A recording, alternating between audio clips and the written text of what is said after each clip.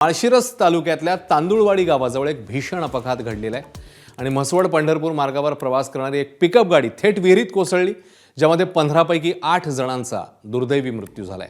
मृतांमध्ये 4 महिला आणि 4 लहान मुलं आहेत, तर एकूण 7 जणांना वाचवण्यात आलंय, ज्याच्यामध्ये 3 लहान मुलांचा समावेश आहे। सर्व प्रवासी पंढरपूर तालुक्यातल्या रांजणी गावचे आहेत। ते म्हसवड इथल्या सिद्धनाथाच्या दर्शनासाठी गेले होते।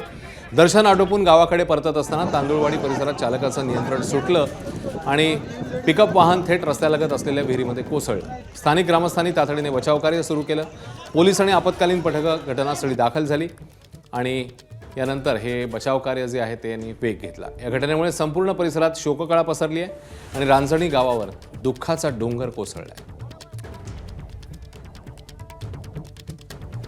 तरी दोन दृश्य जेव्हा क्रेनच्या मदतीने हे वाहन बाहेर काढण्यात आलं आणि त्यासोबतच रात्रीच्या सुमाराशी देखील दृश्य समोर आलेली आहेत। एकूण 8 जणांचा यामध्ये मृत्यू झाल्याची माहिती समोर येते।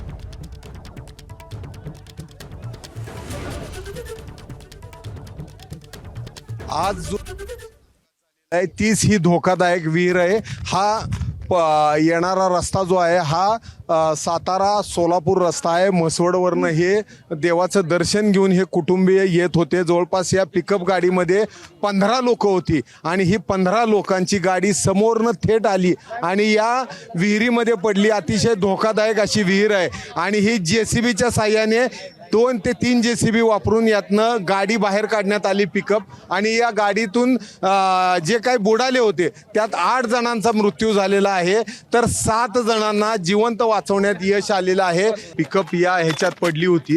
ही गाडी समोर आहे।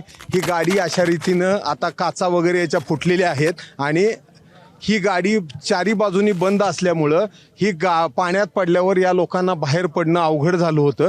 त्यामुळे या गाडीमध्ये जे होते त्यातल्या ज्या महिला होत्या त्यांना बाहेर येता आलं नाही आणि या पद्धतीनं ही गाडी पूर्णपणे बंद राहिल्यामुळं या इथं हे सर्व कुटुंबीय जवळपास 15 जण होते। अजूनही त्यांचं सामान वगैरे इथं पडलेलं आहे आणि यातूनच ही गाडी पाण्यात पडल्यानंतर हे सगळं ग्रामस्थांनी हे बांधलेली त्याची कापडं वगैरे सोडवली आणि त्यानंतर या लोकांना बाहेर काढलेलं आहे। आपण ही धोकादायक विहीर पाहू शकतो। रस्त्याच्या जवळ असलेली ही धोकादायक विहीर आहे आणि रस्ता शेजारनं जातोय आणि या रस्त्यावरनं हा धोका होऊ शकतो। समोरच्या बाजूला जी रस्ता दिसतोय या इथून ही टेम्पो जो आहे तो या इथं थेट या विहिरीत येऊन पडला होता।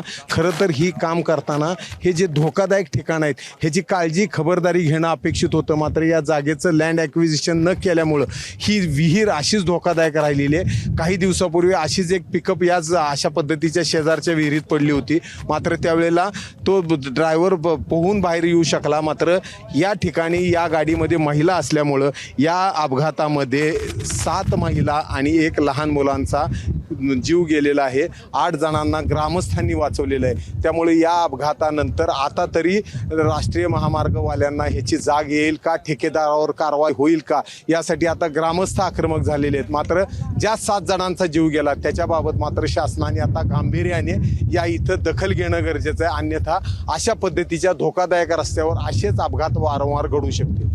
तांदुळवाडीहून कॅमेरामन आयुब कागदीसह सुनील दिवाणे, एबीपी माझा।